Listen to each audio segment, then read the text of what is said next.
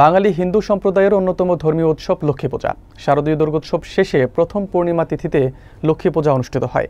এই পূর্ণিমাকে বলা হয় কোজাগরী, তাই এই পূজা কোজাগরী লক্ষ্মী পূজা নামেও পরিচিত।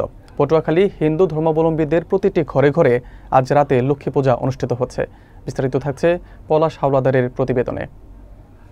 শাস্ত্রমতে দেবী লক্ষ্মী ধনসম্পদ তথা ঐশ্বর্যের প্রতীক, উন্নতি, আলো, গান, সৌভাগ্য, উর্বরতা, দানশীলতা, সাহস ও সৌন্দর্যের দেবী হিসেবে পরিচিত লক্ষ্মী। তাই লক্ষ্মী ঐশ্বর্যের দেবী। হিন্দু ধর্মাবলম্বীদের বিশ্বাস, পূর্ণিমা রাতে দেবী লক্ষ্মী ধনধান্যে ভরিয়ে দিতে পূজা গ্রহণ করতে আসেন। সে কারণে বাঙালি হিন্দুদের ঘরে ঘরে লক্ষ্মী পূজা হয়। পঞ্জিকা অনুযায়ী সোমবার বেলা 11:53 পূর্ণিমা তিথি শুরু হয়েছে। মঙ্গলবার সকাল 10:01 এই তিথি শেষ হবে। এই সময়ের মধ্যে লক্ষ্মী পূজা উদযাপন করেছে হিন্দু সম্প্রদায় ঘরে ঘরে। পূজা অর্চনার পাশাপাশি ঘরবাড়ির আঙিনায় লক্ষ্মীর পায়ের ছাপের আলপনা আঁকা হয়েছে, প্রদীপ প্রজ্বলন করা হয়েছে।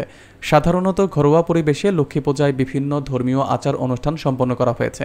ঐশ্বর্যের দেবী লক্ষ্মীকে বিশ্বের নানা অঞ্চলে নানাভাবে পূজা করা হয়।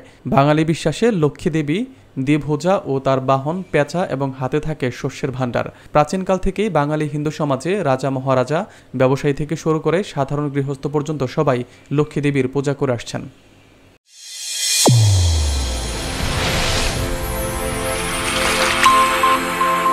চ্যানেল A1 হৃদয়ের স্পন্দন।